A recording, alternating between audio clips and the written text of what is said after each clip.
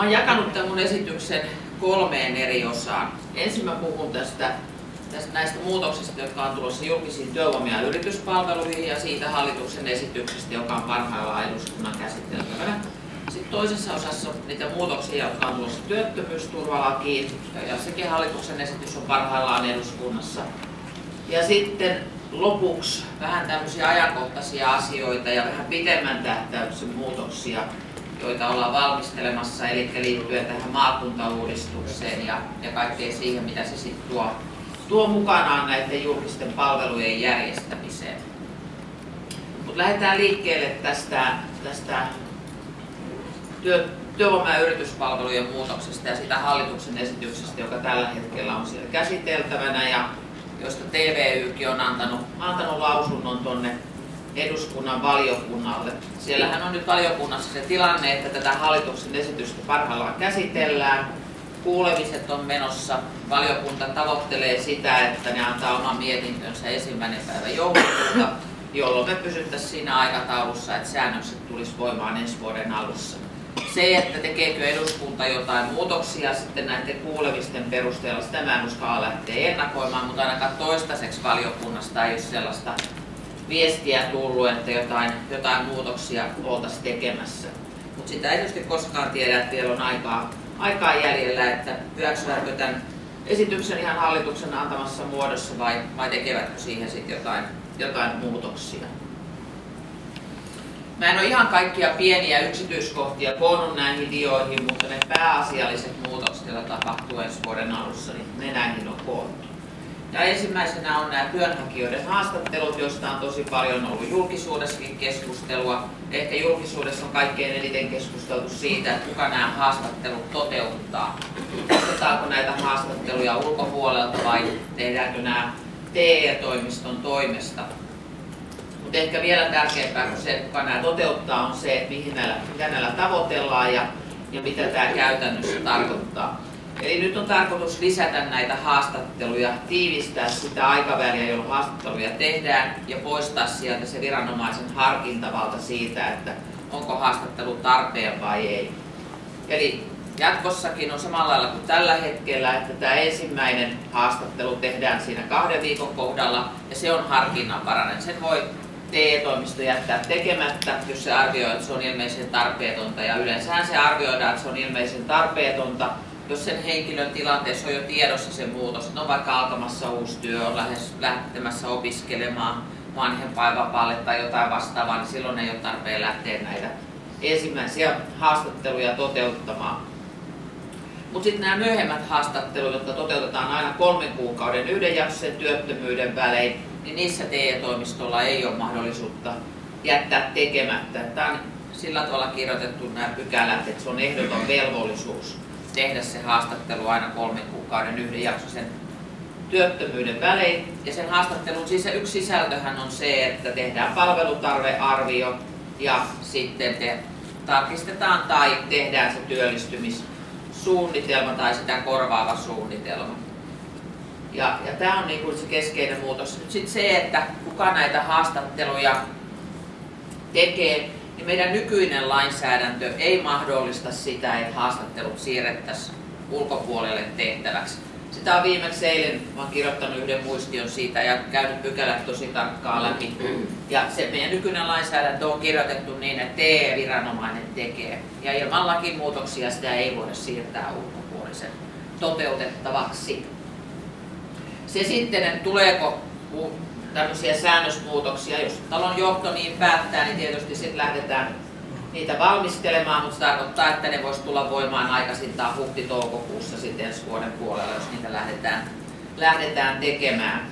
Sen sijaan se, että me tarvitaan kyllä varmasti tämän haastattelujen yhteydessä ja niiden jatkopolkujen tekemiseen, mitä haastattelusta seuraa, niin tarvitaan varmaan ulkopuolista apua. Nytkinhän on kirjoitettu meidän lainsäädäntöön se, että voidaan tehdä ostaa tämmöisiä asiantuntija-arviointia, jotka liittyy osaamisen ja ammattitaidon kartoittamiseen tai työkyvyn arviointiin. Ja nehän liittyy usein näihin haastatteluihin ja niillä voi niin käytännössä tukea näiden haastattelujen toteutusta. Se, että ostetaanko jatkossa asiantuntija-arviointia nykyistä enemmän, niin se ei ole vielä ihan varmaa. Meillä on parhaillaan tämmöinen niin sanottu tehonyrkki tekemässä ohjetta näiden haastattelujen toteuttamisesta. Ja sitten toinen vaihe, mihin tarvitaan varmasti apua, on se, että kun nyt haastatellaan useammin ja päivitetään suunnitelmat useammin, niin sitten sen jatkopolun hakeminen. Et meillä ei ihan mitään mieltä, että haastatellaan tiheesti, mutta sitten ei niin pystytä tarjoamaan niitä palveluita, joita haastattelussa on sovittu. Et jos haastattelussa nähdään, että joku henkilö tarvitsee esimerkiksi tehostettua työnhaun tukea tai apua niihin työn etsintään, niin se on sitten semmoinen mahdollinen ostopalvelu. Hallitushan esitti budjettiesityksessään, että TE-hallinnolle annetaan tämmöinen 17 miljoonan euron lisämääräraha ensi vuodelle näiden haastattelujen toteuttamiseen, tai tavallaan ei pelkästään haastattelujen toteuttamiseen, vaan tämän työnhakijan palveluprosessin tehostamiseen. Se, että miten tämä 17 miljoonaa sitten käytännössä jakaantuu, kuinka paljon sillä palkataan TE-toimistoihin määräaikaista henkilöstöä, kuinka paljon sillä sitten hankitaan ostopalveluja, niin sitä ei ole vielä päätetty. Tämä on semmoista keskustelua, josta meidän talon sisälläkin on vähän erilaisia näkemyksiä, kuinka paljon sitä tulisi käyttää oman henkilöstön palkkaamiseen ja kuinka paljon sitten näihin ostopalveluihin. Mutta se mikä on varmaa on se, että näitä haastatteluja tehdään enemmän ja käytännössä tietysti tarkoittaa, että sit siinä yhteydessä tarjotaan työtä, työtarjoukset lisääntyy ja tarjoukset erilaisiin palveluihin tulee lisääntyä ensi vuoden alussa.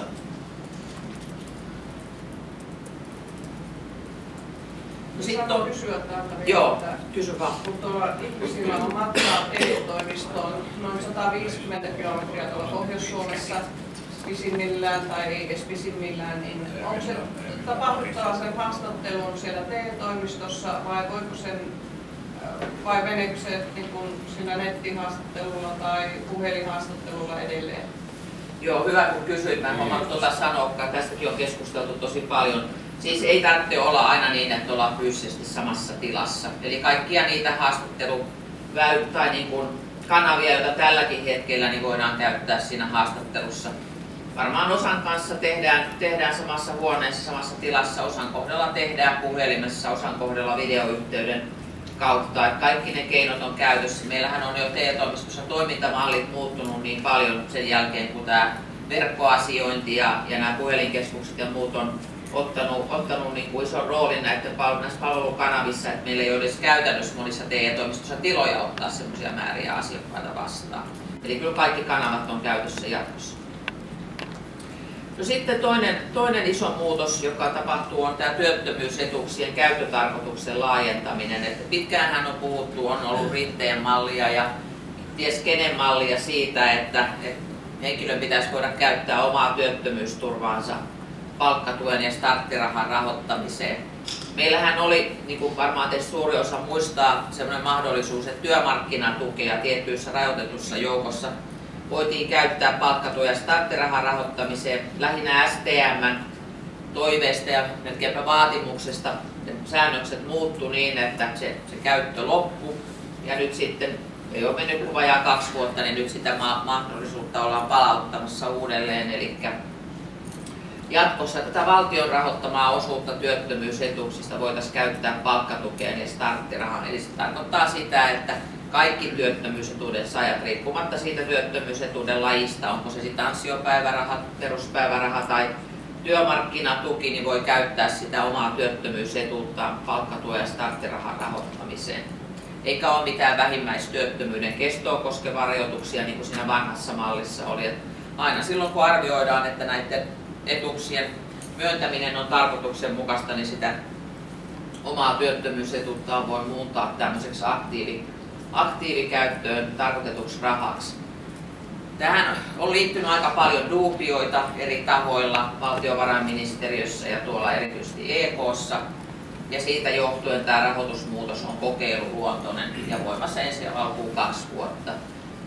Sellaisia pelkoja on, että tulee vuotoja, kilpailun vääristymiä ja ei kunnolla enää arvioida sitä tarvetta, että jos tätä rahaa on vapaammin käytettävissä. Ja sen takia halutaan, että ensin 2 vuoden aikana kokeillaan ja arvioidaan, esiintyykö niitä epäkohtia ja ja niitä mitä on arvioitu ja sitten vasta mahdollisesti vakinaistetaan tämä malli. Meillä käynnistyy heti ensi vuoden alussa semmoinen tutkimus, joka myöskin sit arvioi sitä, että miten tarkoituksenmukainen tämä rahoitusmallin laajennus on. Samanaikaisesti kun tätä rahoitusmallia nyt aloitetaan kokeilla 2 vuoden ajan, niin hallitus on jo linjannut talouspoliittisessa ministerivaliokunnassa, että ryhdytään ensi vuoden alussa selvittämään sitä, että voitaisiinko ansio-osaakin käyttää palkkatuen ja starttirahan rahoittamiseen. Sitä ansio-osan käyttöä on jo 2 eri hallituksen aikana kertaalleen testattu työmarkkinajärjestöjen kanssa, että miten he suhtautuu siihen. Ministeri Ihalainen jo antoi siitä toimeksiannon ja me ollaan tälläkin hallituskaudella sitä käyty läpi työmarkkinajärjestöjen kanssa. Mutta siellä on melko jyrkkä vastustus, varsinkin EK:ssa tosi jyrkkä vastustus, mutta ei palkansaajajärjestötkään nyt ihan riemumielin ole sitä muutosta viemässä eteenpäin. Ja siihen tietysti liittyy ne samat duubiot kuin tähän ylipäänsä tähän rahoitusmuutokseen, että pelätään, että tulee vuotoja. Ja sitten tietysti se, että kun työnantajat maksaa aika ison osan siitä ansioturvasta, niin he katsovat, että he ei ole mitään mieltä, että he maksaa jonkun toisen työnantajan palkkauskustannuksia.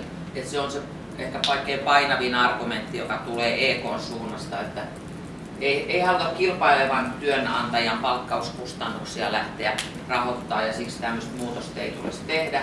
Ja sitten myöskin argumentoidaan sitä, että työttömyysvakuutusrahaston rahoitus on aika heikoissa kantamissa tämän työllisyystilanteen takia ja siellä joudutaan jo lainaamaan rahaa, niin miksi sitä pitäisi käyttää työttömyysetuuksiin. Mutta se jää sitten nähtäväksi, että muuttuuko mieli tässä alkuvuoden aikana, koska nämä ratkaisut pitäisi tehdä hallituksen puoliväliriihessä huhtikuussa. Ja lähdetäänkö tätä käyttöä laajentamaan vai pysytäänkö tässä, mistä on jo päätetty. Eli tietysti oma kysymyksensä on se, että jos työmarkkinajärjestöt ja erityisesti EK vastustaa, niin käveleekö hallitus niin sanotusti työmarkkinajärjestöjen tahdon yli ja vie esitystä eteenpäin joka tapauksessa. Ministerivaliokunnassa kuultavana tästä asiasta ihan hiljattain noin kuukausi sitten ja pääministerin tuntuu olevan kovin vaikea ymmärtää tätä vastustusta ja saa nähdä sitten, että enteileekö se sitä, että tämä menisi joka tapauksessa eteenpäin. Tähän liittyy tietysti yksi sellainen iso kysymys koko tähän rahoituskuvioon, joka liittyy siihen maakuntahallintoon. Kun me sitten 2019 siirrytään siihen maakuntamalliin näillä näkymin, niin siellähän ei ole enää mitään korvamerkittyjä määrärahoja työllisyyden hoitoon tai työvoimapolitiikkaan tai työvoimapalveluihin. Näillä näkymin kaikki sellaiset rahat menee yleiskatteelliseen valtionosuuteen ja maakunnat itsehallintonsa nojalla päättävät, minkä osuuden määrärahoista käyttävät sitten työvoima- ja yrityspalvelujen tuottamiseen. Ja jos se on sellainen yleiskatteellinen valtionosuus, jossa mitään ei voi korvamerkitä, niin epäilen vahvasti, että ei STM eikä työmarkkinajärjestöt tule hyväksymään sitä, että työttömyysetuudet laitetaan tämmöiseen yleiskatteelliseen valtionosuuteen, eikä voida millään tavalla varmistaa, että ne käytetään sitten ne rahat työttömien aktivointiin. Koska sitten valtiohan maksaa sitten pahimmassa tapauksessa tuplasti ne kulut ja osittain työmarkkinajärjestöt tai työnantajat ja palkansaajat, että jos ne rahat käytetään johonkin muuhun, niin työttömyysturvamenot kasvaa ja tavallaan tulee 2 kertaa samat kulut maksettavaksi. Et jos sinne ei korvamerkintää saada, niin epäilen, että tämä kuvio purkaantuu, mutta jos sinne nyt sit saadaan korvamerkintä, niin sitten ehkä tällä mennään eteenpäin tämän kokeiluajan jälkeenkin, mutta ne on nyt ihan lähiaikojen päätöksiä sitten. Valtiovarainministeriö on ollut tosi tiukkana, että sinne ei saa tulla korvamerkintöjä, että se on ristiriidassa itsehallinnon kanssa ja tietysti aika monet ministeriöt on halunnut varmistaa sen, että rahoja käytetään juuri niiden tehtäväalueen tehtävien hoitamiseen ja palvelujen järjestämiseen ja vaatimassa niitä korvamerkintöjä. Se on melkoinen ristiriita tietysti siinä valmistelutilanteessa. Niin siis tähän on syytä pysähtyä. Tämä on semmoinen uudistus, mikä kyllä purkaa koko tämän meidän nykyisen aktiivisen työllisyyspolitiikan malli. Että sehän menee ihan laittomaan tilanteeseen käytännössä tämän. Että meillä ei ole esimerkiksi siitä, että se siirrettiin kunnille se työmarkkinatuki, niin se oli se idea just se, että kun ne maksaa 50% työmarkkinatuesta tai 70%, jos on yli 1000-päiväisiä että ne sitten aktivoituisi järjestää meidän kanssa niitä palveluita. Mutta niin jos nyt menee sitten sillä tavalla, että ei ole mitään korvamerkittyä rahoitusta, että menee suoraan sinne maakuntahallintoon, niin ja sitten ne saa itse päättää ihan mihin ne käyttää sitä, niin tässä ei ole enää mitään yhteyttä sitten tällä passiivisella ikään kuin työttömien työmarkkinatuen rahoittamisella ja sitten näillä aktiivitoimenpiteillä. Ja tämä on semmoinen tilanne, mikä johtaa kyllä siihen, että tämä purkaantuu tämä meidänkin yhdistysten niin kuin, ja kuntien välinen kuvio todennäköisesti. Että ne ei välttämättä näe sitä intressiä enää tehdä meidän kanssa yhteistyötä tai ylipäätään niin kuin, käyttää näitä työkaluja, kun niitä ei tarvitse maksaa sitä työttömyysturvaa enää. No, mä annan Juha Juustolle puheenvuoro. Tuo mitä Jukka sanoi, niin se on myöskin asioita valmistellaan, eli se, että valtiohan on lainsäädännöllä laajentanut sitä kuntien vastuuta työttömyyden aikaisesta työmarkkinatuesta. Ensin se oli siellä 500 päivässä ja nyt se on ollut muutaman vuoden siinä 300 päivässä. Ja tosiaankin parhaillaan selvitetään myöskin sitä, että poistetaanko kunnilta kokonaan tämä työmarkkinatuen rahoitusvastuu tämän maakuntauudistuksen yhteydessä. Siihen on hirmu paljon perusteita, että se pitäisi poistaa, koska se millä toimenpiteillä kunnat on voinut itse eniten vaikuttaa siihen, että niillä ei ole sitä rahoitusvastuuta, on kuntouttava työtoiminta ja se palvelu poistuu kunnilta 2019. Se on sosiaalipalvelu ja se menee maakuntien järjestämisvastuulle. Siinä tilanteessa on aika kohtuutonta, että kuntien pitäisi maksaa työttömyyden aikaista turvasta, jos niillä ei ole yhtään työkalua, jolla ne pystyy itse siihen rahoitusvastuuseensa vaikuttamaan. Tästäkään ei ole vielä tehty päätöksiä, mutta nyt näyttäisi, että se puretaan. Ja ylipäänsä, jos me ajatellaan kuntien mahdollisuuksia sitten tarjota näitä aktiivivaihtoja 2019 ja eteenpäin, ja mä katson tietysti nyt lähinnä työvoimapolitiikan näkökulmasta, me on tehty pieniä tilastotarkasteluja siitä, että mikä osuus kuntien palkkatuetusta työstä ja työkokeilusta toteutetaan sote-palveluissa, niin se on palkkatuetusta työstä lähes 50% ja työkokeilustakin se on lähes 30%, joka tarkoittaa, että ne paikat sieltä häviää, kun ei ole enää sotea, mihin niitä ihmisiä voisi työllistää. Et tosi paljon on ollut sote-puolen avustavissa tehtävissä palkkatuetussa työssä. Ja se, että löytyisikö kunnista sitten niin iso määrä uusia paikkoja muilta sektoreilta, niin se on aika epätodennäköistä. Eli tätä kautta myöskin tulee niin kuin iso muutos siinä palvelun tuottajakentässä. Ja tietysti sitten se kuntien intressi olla mukana, jos ei ole rahoitusvastuuta, niin mihin se sitten painottuu näissä kokonaisuuksissa. Ja onhan tämä kunnillekin, no mä puhun siitä maakuntauudistuksen yhteydessä vielä vähän tarkemmin, mitä muuta tämä vaikuttaa kuntiin, mutta Anne. Joo, mulla oli tuohon ekaan kohtaan, että tuleeko siihen mitään rajoituksia, että kuinka monta tällaista missä muutetaan tämä palkkatueksi tämä työttömyysetuus, niin kuinka monta sellaista henkilöä se yritys voi palkata, koska nyt tässä ihan oikeasti on se kilpailun vääristymisen mahdollisuus, kun jollakin työnantajalla on niin sanotusti kovarahan työntekijät ja sitten siihen markkinoille tulee rinnalle yritys, jolla on niin sanottuja kovarahan työntekijöitä, vaan niin kuin ilman tukia palkattuja työntekijöitä, vaan joku muutama, ja sitten se ottaisi vaikka saman verran, vaikka 10 työntekijää tällä vaivolla, niin sehän pystyy, niin kun, se pärjää paremmin kilpailussa. Joo, ei lakiin, tuleeko tähän mitään? Joo, ei tule lakiin mitään sellaisia määriä, että kuinka suuri on prosentuaalinen osuus tai kuinka monta henkilöä voi olla. Ei sitä ole tällä hetkellä, eikä tämä rahoitusmuutos muuta sitä, koska tässä lähdetään siitä, että siinä pitää kuitenkin, niin kuin mä kohta näytän tuolla seuraavalla dialla varmaankin on se, että siinä kuitenkin pitää olla se ammatillisen osaamisen puute ja pitkäaikaistyöttömyyden riski ennen kuin se myönnetään. Ja just, kun me katsotaan sitä, että mehän joudutaan soveltamaan näihin yrityksille ja elinkeinotoimintaan myönnettäviin palkkatukiin niitä EUn valtion tukisäännöksiä. Ja mehän käytetään sekä ryhmäpoikkeusasetuksen nojalla myönnetään palkkatukea että sen de minimis-säännön nojalla. No aika iso osa itse asiassa palkkatuesta menee sen ryhmäpoikkeusasetuksen nojalla, eli puhutaan niin sanotussa epäedullisessa asemassa olevista henkilöistä. Ja EU on linjannut, että jos joku työnantaja palkkaa niitä epäedullisessa asemassa olevia, ja kun se mahdollisuus on kaikilla työnantajilla, niin silloin ei katsota kilpailun vääristyvää. Koska sitä, nyt vielä sen jälkeen, kun tämä rahoitusmuutos tulee, tämä rahahan käytännössä riittää kaikille, niin kaikilla on mahdollisuus käyttää sitä. Silloin katsotaan, että kilpailu ei vääristy. Et se on niin kuin EU-tasolla jos lierattu sillä tavalla nämä ryhmäpoikkeusasetukset ja sitten taas toisaalta jos myönnetään de minimis tukena se palkkatuki, niin sitten katsotaan, että kun siinä on se euromääräinen raja, että se jää kuitenkin niin matalaksi, että ei katsota, että kilpailu vääristyy. Kyllähän meillä edelleen jää sinne palkkatuen myöntämisehtoihin se, että TE-toimisto voisi sen evätä sillä kilpailusyllä, mutta hirveän harvoinhan sitä sillä evätään. Se on aika vaikea näyttää sitten toteen loppujen lopuksi. No sitten se, että kun tämä rahoitusmalli muuttuu ja meillä on käytännössä nyt sit paljon enemmän sitä rahaa käytettävissä palkkatukeen ja starttirahaan, niin valtiovarainministeriö edellytti tiettyjä muutoksia, sisällöllisiä muutoksia palkkatukea koskeviin säännöksiin. Ja sillä tavalla, että sitä selkeämmin niin kun ohjataan matalan tuottavuuden tehtäviin. Ja sen takia ensimmäisen kerran nyt asetetaan valtion talousarviossa katto tälle palkkatuelle, eli ensi vuoden talousarvioehdotuksessa se katto on 1 400 € kuukaudessa.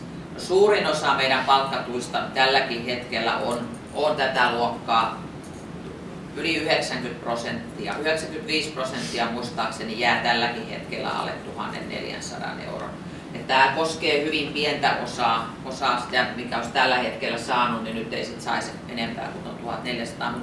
Valtiovarainministeriö seuraa hyvin tarkkaan tilastoita näitä palkkatuen yksikkökustannuksia ja sieltä löytyy tämmöisiä yksittäisiä palkkatukia, jos palkkatuki on ollut jopa 3 000 € kuukaudessa.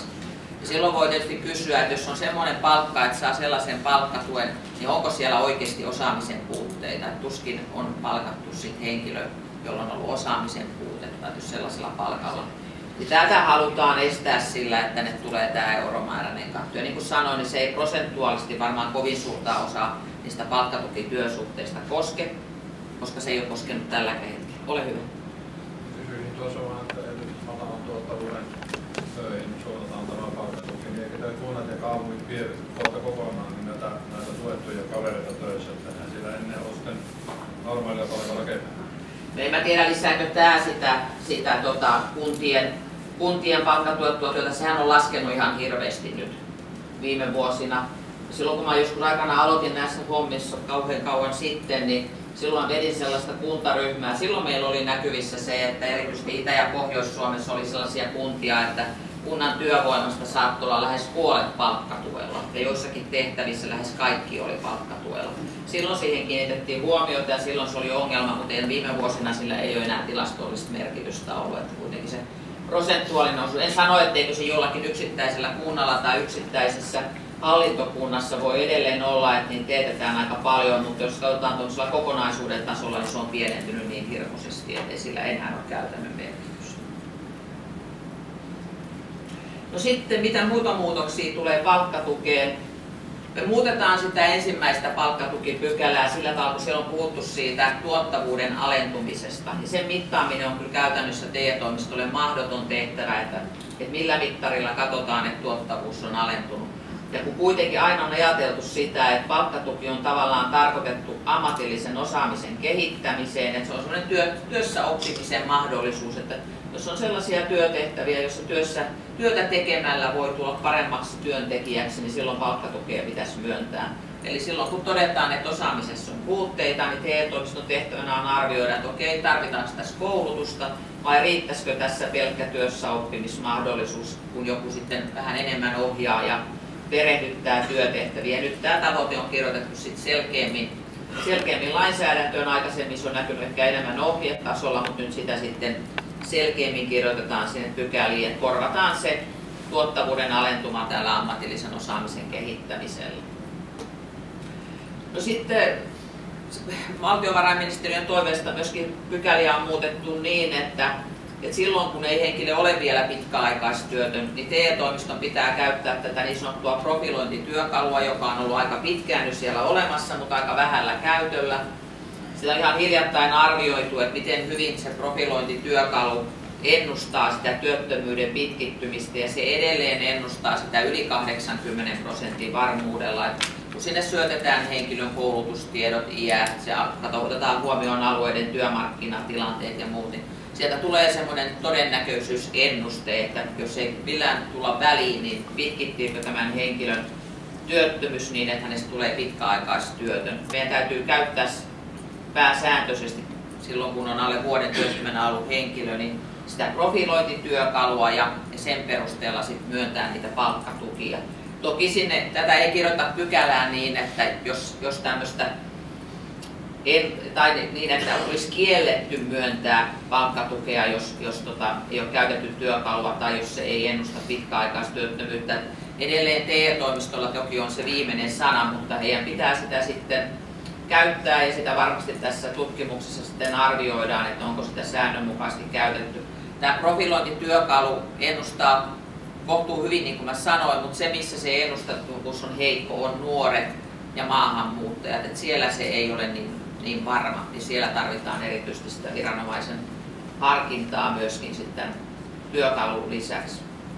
Sitten palkkatukea ei enää jatkossa myönnettäisi vuorotteluvapaa-sijaisten palkkaamiseen. Hyvin vähän on myönnetty nytkin, mutta kun se työpaikka jo syntyy tavallaan yhteiskunnan tuolla, kun vuorottelija saa korvauksen, niin tämmöinen tuplakorvaus halutaan poistaa. Sitten palkkatuen enimmäiskesto lyhenee 2 vuoteen silloin, kun on kysymys tästä ammatillisen osaamisen puutteiden perusteella myönnettävästä palkkatuesta. Eli nyt kun meillä on ollut se, niille, jotka on ollut 2 vuotta työttömänä, se 24 kuukautta, niin se nyt sitten lyhenee 12 kuukauteen. Se kuinka suuri käytännön merkitys täällä on, niin tietysti aika näyttää, mutta kun tilastoista katsoo, niin aika vähän niitä yli 12 kuukauden jaksoja on, ja sehän johtuu siitä, että kun se palkkatuen taso laskee sen ensimmäisen vuoden jälkeen, niin niitä on kohtuu vähän. Ja toinen syy sitten, miksi tästä lyhennetään, on se, että valtiovarainministeriö, kun se nyt katsoo, että meidän pitää suunnata tätä matalan tuottavuuden tehtäviin, niin lähdetään siitä, että matalan tuottavuuden tehtävissä kyllä vuodessa pitäisi ne työtehtävät siinä määrin oppia, että palkkatukea ei enää tarvita. Ja jos me lähdetään siitä, että palkkatukea käytetään vain osaamisen kehittämiseen eikä muihin hyviin tarkoitusperiin, niin nämä on ne perusteet, jolla tämä on nyt sitten lyhenemässä 12 kuukauteen. Ja sitten se iso muutos, mikä on esitetty kanssa, on tämä työssäoloehto. Eli että palkkatuetusta työstä 75% luettaisiin työssäoloehtoon. Teistä varmasti monet muistaa, että meillä oli semmoinen rajoitus sitä työssäoloehdosta aikaisemmin. Se poistettiin sitä takia, kun sitä ei pidetty yhdenvertaisuuden näkökulmasta niin kuin hyvänä vaihtoehtona. Nyt sitten tämä palautetaan. Täällä on aika monia asioita nyt tässä palkkatuessa, jotka tänne palautuu lähinnä valtiovarainministeriön vaatimuksesta. Ja tämä on yksi niitä asioita, että valtiovarainministeriö seuraa hyvin tarkkaan palkkatuetun työn vaikuttavuutta. Ja onhan se pakko myöntää, että se on monilta osin ja monilla työnantajasektorilla heikko, kun sitä mittarina käytetään sitä avoimille työmarkkinoille sijoittumista. Ja tämä on yksi syy siitä, että sitten halutaan tätä muuttaa. Toinen syy on se, että VM:ssä on sellainen käsitys, että ainakin osa palkkatuetussa työssä olleista käyttää sitä palkkatuettua työtä vaan työssäoloehdon kerryttämiseen, eikä edes haeta sen palkkatukijakson aikana tai sen jälkeen avoimille työmarkkinoille. Nyt halutaan ainakin jossain määrin sitten vaikeuttaa sitä, että pelkällä palkkatuetulla työllä ei kaikissa tilanteissa saa työssäoloehtoa täyteen. Tämähän puree niihin, jotka on ollut alle vuoden työttömänä, joilla se maksimipalkkatukijakso on 6 kuukautta, niin silloin ei pelkästään palkkatukijaksolla saa täyteen. Mutta jos ne, jotka on vuoden palkkatukityössä, niin niillehän tämä ei vaikuta. Mutta ne, jotka on ja joilla sitä ajatellaan olevan kuitenkin edellytykset, jos palkkatukijakson jälkeen löytää helpommin se työpaikka, niin niihin tämä muutos sitten kohdentuu. Yksi syy tässä oli VM:llä myöskin hyvin painava, kun he on katsonut tilastoja, on se, että erityisesti kunnat käyttää tätä ihan systemaattisesti siihen, että työssäoloehto tulee täyteen. Et tarjotaan juuri sen verran pitkäaikaistyöttömillekin, että saadaan työssäoloehto täyteen. Kyllä se valtiovarainministeriö, erityisesti valtiosihteeri Hetemäki, niin lukee todella tarkkaan työvoimapolitiikan tilastoja ja tekee sitten sieltä omat johtopäätöksensä. Ja tässä keskusteltiin tästä työssäoloehdosta tosi pitkään. Tämä on ollut tämmöinen mun elämäni yksi varmaan huippuvuosi sen osalta, että mä oon päässyt niin monta kertaa elämässäni kesärantamaan, että mä en koskaan varmaan päässyt. Mä oon päässyt kesärannan portille ja sisälle asti keskustelemaan työvoimapolitiikasta. Ja tämä oli yksi sellainen, mistä käytiin tosi pitkä keskustelu, että onko tämä, että ei yhtään kerrytä, onko se 50% ja lopulta sitten tuli 75%. Se oli sitten se kompromissi, mikä siellä saatiin aikaiseksi. Oliko sinulla jopa tähän? No oikeastaan vähän siitä tässä aikaisemmin sanoin, että profilointityökalusta, niin paljonko niitä on niitä henkilöitä? Onko sitä ihan määrällisesti laskettu sitä, että jotka tavallaan kuuluu tähän niin riskiryhmään, että se pitkittyy? Että eikö tavallaan niin tulisi se argumentti siitä, että niille kaikille pitäisi tarjota palvelua sitten, kun on tämä riski olemassa? Tavallaan se työkalu on sellainen, että kun henkilö tavataan, niin se on automaattisesti, kun virkailija painaa yhtä nappia, niin se tulee. Mutta mä en usko, että meillä on otettu niin, että jos kaikkien kohdalla paineltu nappia ja katsottu tilastoista, mutta se tulee aina virkailijan näytölle. Niin. Mutta se, että kuinka virkailija käyttää sitä, niin se on toinen asia. Mutta aina joka ikinäisessä asiakastapaamisessa virkailija voi nähdä sen, että mikä on se pitkäaikaistyöttömyyden riski. Ja se, että vaikka me nähtäisiin, että siellä olisi 50% se riski, niin eihän meidän määrärahat riitä 50% aktivointiin.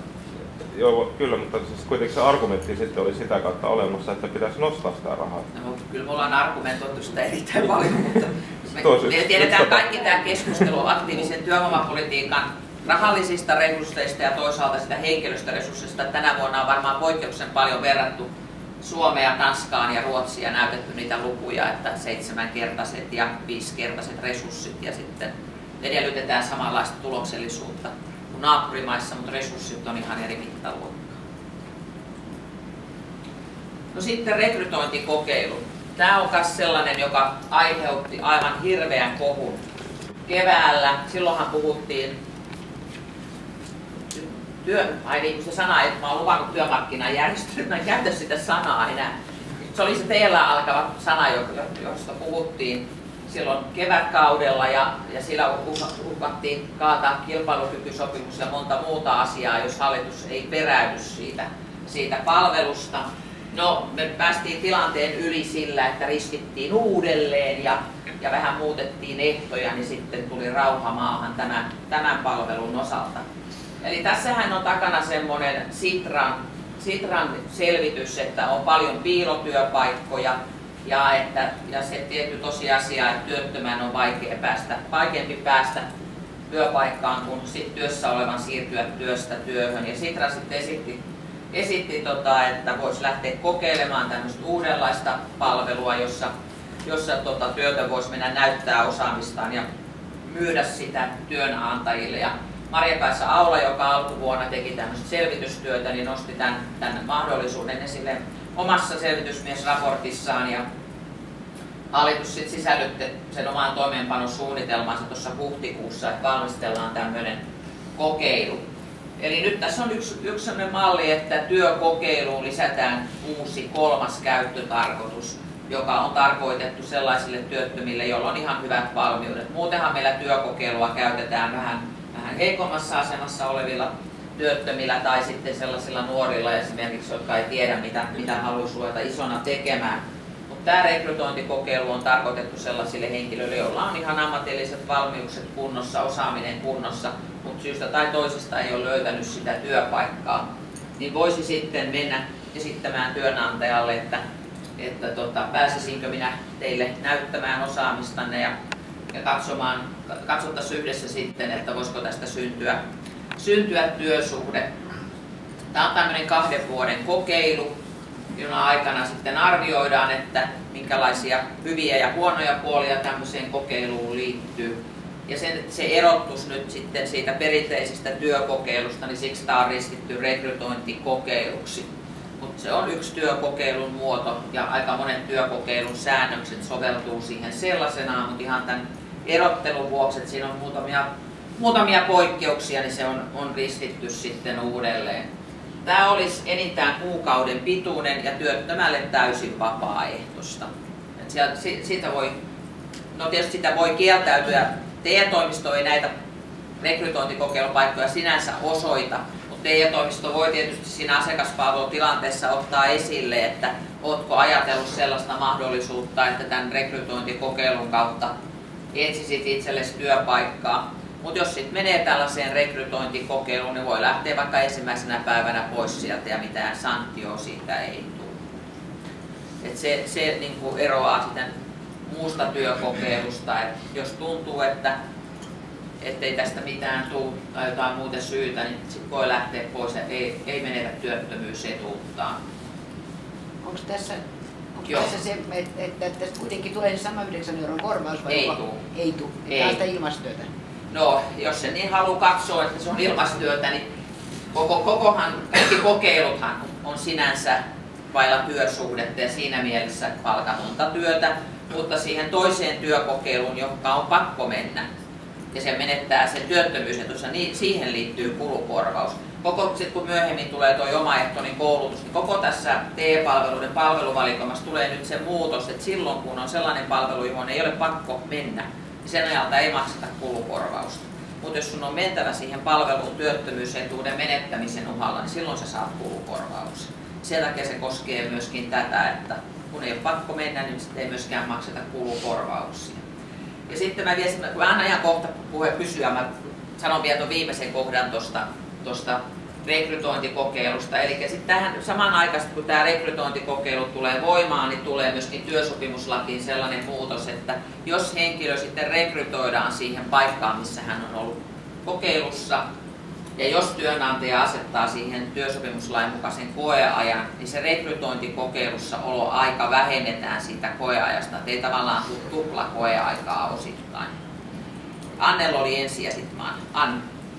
Joo, tuleeko mitään sellaista rekisteriä, että missä näkyisi, että kuinka paljon yhdellä työnantajalla voi olla näitä kuukauden kokeilijoita? Eli että miten ehkäistään sitä taas kilpailuvääristymiä ja sitä, että työnantaja käytä hyväkseen tätä ilmaistyövoimaa, niin tuleeko mihinkään rekistereihin näkyviin se, että jos hänellä on vaikka 10 paikkaa, missä hän koko ajan kierrättää näitä ihmisiä eikä lupaa sitä työtä, mutta ei sitten kuitenkaan sitä koskaan. Joo, kyllähän meidän urajärjestelmään tälle on niin sanottu oma täppä siellä, jossa saadaan ulos ja voidaan ajaa sitten katsoa työnantajittain. Tässä lähdetään sieltä, että siellä pitää olla avoin paikka, mutta tietysti se on viime kädessä se työnantaja, joka sanoo, että no, mulla olisi työtä tarjolla ja jos tämä henkilö on sopiva, niin mä rekrytoin hänet. Niin kyllähän me seurataan sitä ja jos me nähdään, että siellä on sama työnantaja, aina samankaltaisia tehtäviä, niin sitten me kieltäydytään tekemästä sitä sopimusta. Vaikka tämä on niin työttömällä vapaaehtoisesti TE-toimistolla on se viimekätinen oikeus sanoa, että tätä sopimusta ei tehdä. Ja siinä TE-toimisto sitten seuraa sitä. Tässähän on se idea, että joka kerta kun tämmöinen rekrytointikokeilu päättyy, niin se työnantajan on annettava TE-toimistolle palaute, jos ei ole rekrytoinut sitä henkilöä, että miksi sitä työsuhdetta ei syntynyt. Ja sitä kautta sitten seurataan. Meidän täytyy niin kuin tietyllä tavalla, tämä on aina hankala asia, että mihin nämä reunaehdot laittaa. Kun toisaalta pitäisi uskaltaa kokeilla. Nyt on hirveän paljon kritisoitu sitä, että työttömät haluaisi mennä antaa näitä työnäytteitä, mutta viranomaiset estää. Ja nyt tässä on yritetty vastata siihen puoleen, että viranomaiset ei estä, mutta ei ole kenenkään pakko mennä. Jos joku haluaa mennä, että silloin kun me tiukennettiin ja poistettiin ne työelämävalmennukset ja muuta tiukennettiin säännöksiä, niin nythän vastavalmistuneet ja muut ei pääse työkokeiluun. Ja tällä on niin haluttu tavallaan tulla vastaan, että nyt tämmöinen kuukauden aika olisi mahdollista mennä näyttämään sitä. Ja sitten pelkästään tämä kokeilu sitten näyttää, että onko tässä niin isot ne väärinkäytöriskit, että tämä pitää lopettaa. Joskus pitää uskaltaa kokeilla asioita, mihinkä voi liittyä jotain väärinkäytöksiä. Koska tämä voi osoittautua myöskin hyväksi mahdollisuudeksi. Ole hyvä. Niin, mä ajattelin kysyä, että entä sitten, jos tapahtuu joku työtapaturma? Nämähän on vakuutettu samalla tavalla kuin muutkin työkokeilijat. Et kaikki muut säännökset työkokeilun osalta on ihan, että ainut poikkeus on se kulukorvaus ja sitten se vapaaehtoisuus. Mutta samalla lailla meillä on se vastuuvakuutukset ja ne vakuutukset, kun meillä on muillakin työkokeilijoilla. Sieltä osin. Muutenhan näitä ei tulisi ollenkaan, jos työnantaja joutuisi sitten olemaan näistä vastuussa. No sitten tämä työsopimuslain ja palkkatuen ja työkokeilun kytkentä. Meillä on nyt tämän vuoden loppuun asti vielä voimassa ne määräaikaiset säännökset, jotka nyt esimerkiksi siellä kolmannella sektorilla mahdollistaa sen, että jos siellä on osa-aikatyöntekijä, niin ei tarvitse tarjota sille osa-aikatyöntekijälle lisätyötä ennen kuin palkkaa uuden osa-aikaisen. Tämä systeemi esitetään nyt vakinaistettavaksi. Eli näissä tietyissä rajatuissa tilanteissa työnantaja voisi poiketa siitä työsopimuslaissa säädetystä työntarjoamisvelvollisuudesta, eli vaikka olisi sitten näitä lomautuksia ja muita, niin voi silti ottaa uuden työntekijän. Ja teidän kannalta tietysti toinen paalukka on se, että jos siellä on, ja niin kuin useimmiten on kolmannella sektorilla paljon niitä osa-aikaisia, just sen takia, että se palkkakustannukset katetaan tiettyyn työaikaan asti kokonaan, niin se on mahdollista. Ja edelleen sitten nämä tämmöiset työpajat ja valmennusyksiköt on tämän poikkeuksen piirissä. Eli tämä vakinaistaa sen tilanteen, mitä nyt väliaikaisesti on kokeiltu lähes 2 vuotta. Meillä tehtiin semmoinen seuranta- ja arviointitutkimus ja mitään epäkohtia ei ole noussut esille, että tätä ei voitaisi vakinaistaa. Että ei ole mitään näyttöä, että työnantajat käyttäisivät tätä jollakin tavalla väärin hyväkseen. Toki täällä on työmarkkinajärjestössä oikeastaan ainoastaan SAK on ollut sitä mieltä, että kokeilua on sitten vielä jatkaa. Hekin myöntää, että ei heidän korviinsa ole mitään epäkohtia kuulunut, mutta ovat ehkä joskin muusta syystä sitten vähän varovaisia tämän osalta ja haluaisivat, että tämä jatkuisi kokeiluna. Vakinaistettavaksi tämä esitetään. Sitten tässä yhteydessä, mulla ei taida olla siitä diaa, niin totean myös sen, että julkisesta ja työvoima- ja yrityspalvelusta annetusta laista poistetaan kaikki viittaukset työsopimuslakiin sekä palkkatuen että työkokeilun osalta ihan tämän norminpurun takia, että työnantajalla on velvollisuus sitä työsopimuslakia huomioida riippumatta siitä, että onko meillä siihen viittauksia siellä JTYPL:ssä vai ei. Siinä on se yksi ja toinen syy, kun norminpurku on se, että tällä hetkellä JTYPL-säännökset on tiukemmat kuin mitä työsopimuslaki edellyttää tämän työkokeilun osalta ja sen takia sitä purkua halutaan tehdä. Se ei tarkoita sitä, että sen työnantajan palveluksessa olevien työntekijöiden asema heikkenee, että heitähän suojaa edelleen se työsopimuslaki ja sitä ei tässä yhteydessä millään tavalla. Mutta se, että TE-toimiston pitäisi kysyä tai muuta, kun oikeastihan TE-toimisto ei tee mitään muuta kuin tutkii, että siellä on rastiruudussa. Ei TE-toimistolla ole mitään edellytyksiä lähteä niin kuin selvittämään, että onko työnantaja oikein soveltanut työsopimuslakia. No sitten starttirahasta muutama sana. Tämän rahoitusmuutoksen myötä niin starttirahaan tulee muutama muutos. Sen enimmäiskesto lyhenee 12 kuukauteen, nythän se on 18 kuukautta, jatkossa on 12 kuukautta. No tämäkin on muutos, jolla ei käytännön elämässä ole ihan hirveän isoja merkityksiä. Keskimääräinen starttirahan kesto on 6 kuukautta ja jopa jonkun verran alle. Eli niitä jaksoja, jotka olisi ollut yli 12 kuukautta, niin niitä on kyllä todella vähän. Eli hyvin harvan elämään tämä muutos vaikuttaa. Yhtä lailla aika pieni muutos on myöskin se, että jatkossa starttiraha on aina peruspäivärahan suuruinen, minkälaisia lisäosia ei makseta. Niitä on viime vuosina maksettu, viime vuonna ei maksettu lisäosaa kellekään, kun taloudellinen tilanne ei sitä mahdollistanut. Ja aikaisempinakin vuosina niin se on ollut hyvin pientä se lisäosan maksaminen, mutta nyt se ei sitten enää ole edes mahdollista.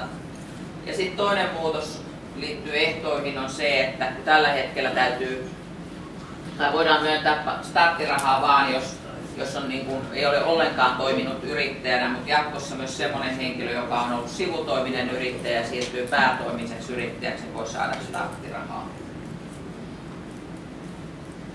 Sitten liikkuvuusavustus. Meillä on pari tämmöistä liikkuvuutta edistävää tukijärjestelmää. Meillä on ollut matka-avustus ja muuttokustannusten korvaus ja molempia käytetään tosi vähän. Ne euromäärät ja henkilömäärät, jotka näitä saa, niin on tosi pieniä.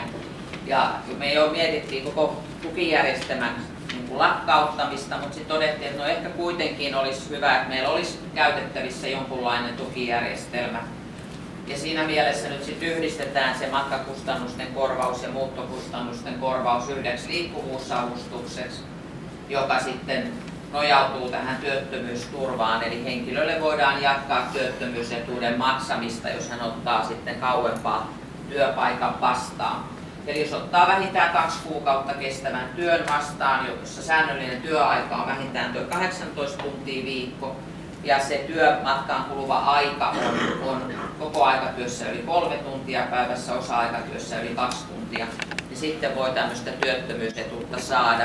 Ja se, miksi nämä rajat tämän työmatkaan kuluvan ajan osalta on asetettu, niin tämähän on linjassa sen, että jos on tuota lyhyempi aika kuluu, niin sunhan on pakko työttömyysetuuden menettämisen uhalla ottaa se työpaikka vastaan.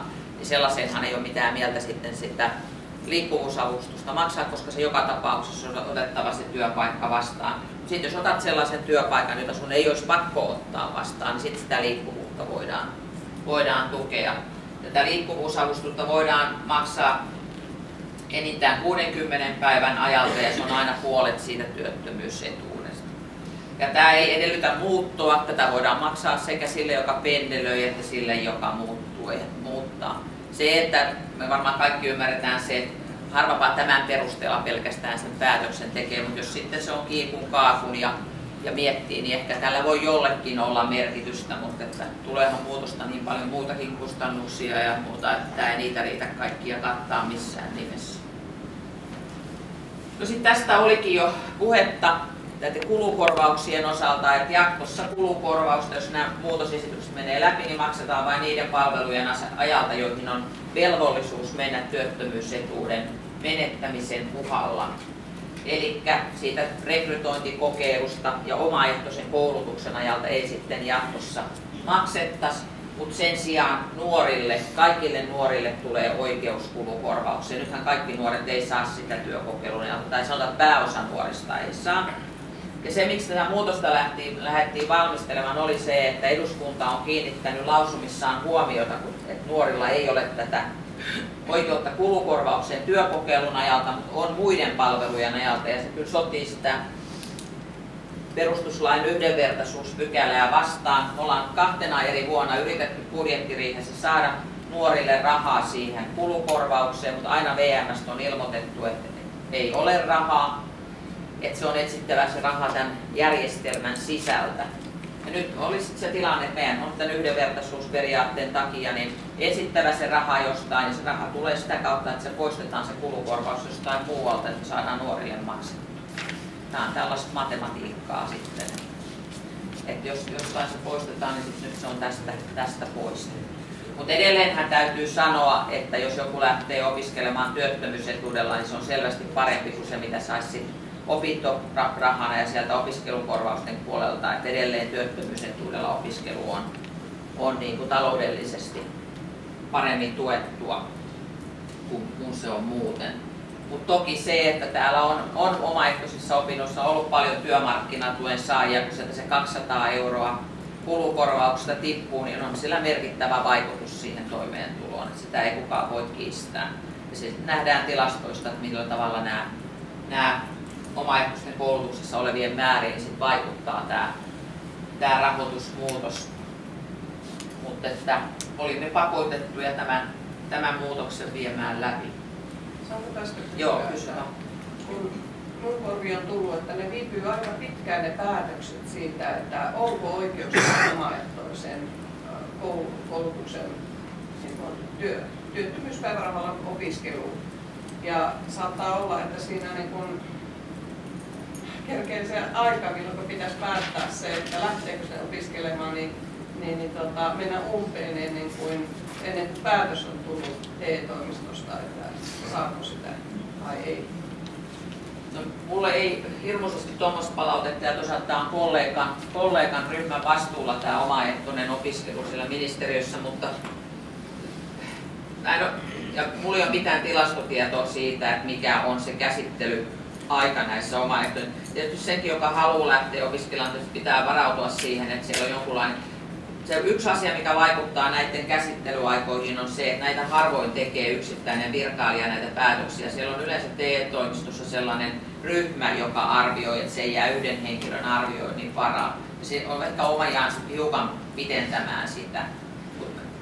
Mä en osaa sanoa, sä voit olla ihan hyvin oikeassa ja voi olla hyvin alueellisia eroja ja muutakin. Tämähän on yksi sellainen asia, jota tuolla syksyllä, kun oli tämä niin sanottu Hetemäen työryhmä, opiskella työttömyysetuudella. Työmarkkinajärjestöt, palkansaajajärjestöjä nyt tarkoitan, ovat sitä mieltä, että kaikki esteet pitäisi poistaa, että työttömällä pitäisi olla aina oikeus opiskella työttömyysetuudella.